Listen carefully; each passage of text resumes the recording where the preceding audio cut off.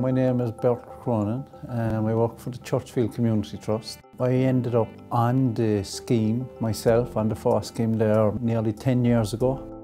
I started using drugs like when I was maybe 10, maybe or 12 or whatever. So I kind of understand kind of what the lads would be going through at certain times. We're always trying to find ways to see how the lads are and how I am myself. I'm tested every day. So like this is a perfect opportunity.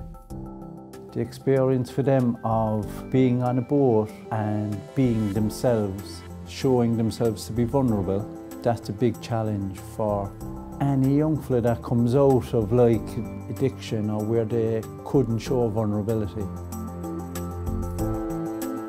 It's like in a safe place, being brought to the edge.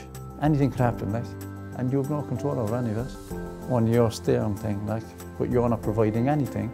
And you know, in life we're not allowed to do that. It's all, you have to be restricted and you have to be this way and you have to be that way. Whereas like, you have no control over stuff. All you can do is just move the rudder.